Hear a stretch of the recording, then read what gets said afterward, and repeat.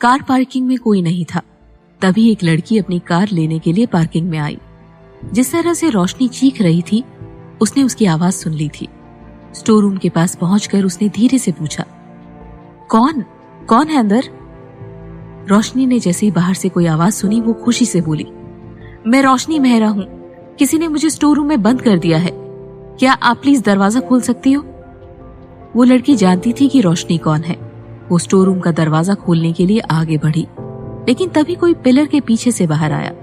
उसे देखकर वो लड़की चौंक गई।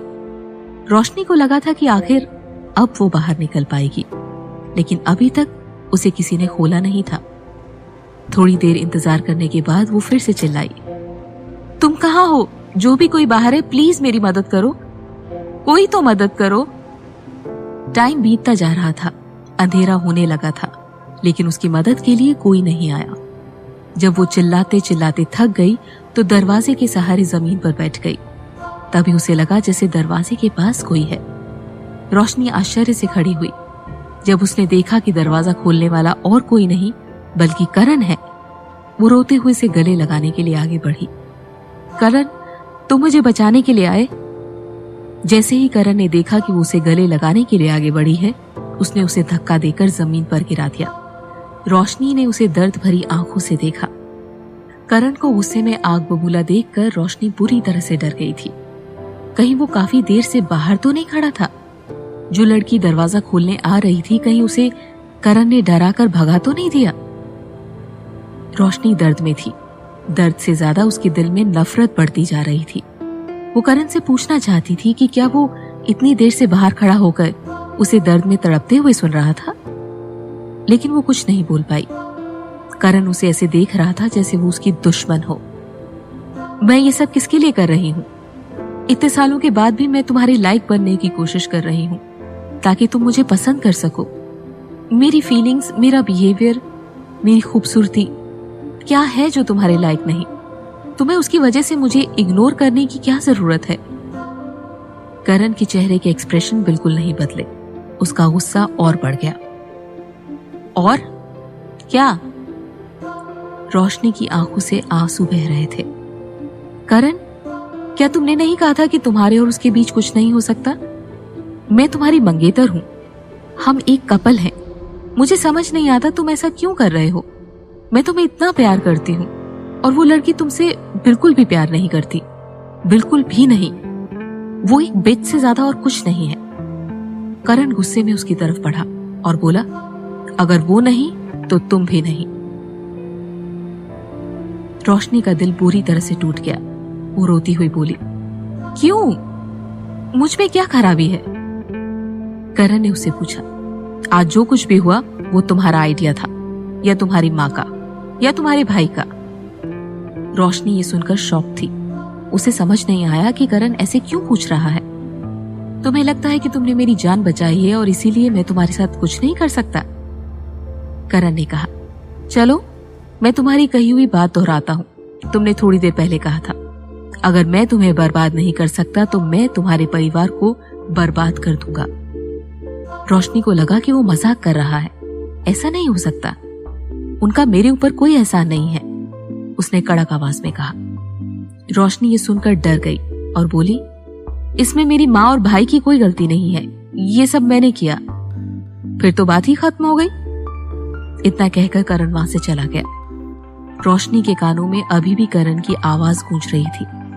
मेहरा परिवार में उसकी माँ और उसके भाई के अलावा और कोई नहीं था, और बिना मेहरा परिवार के उसकी कोई हैसियत नहीं थी।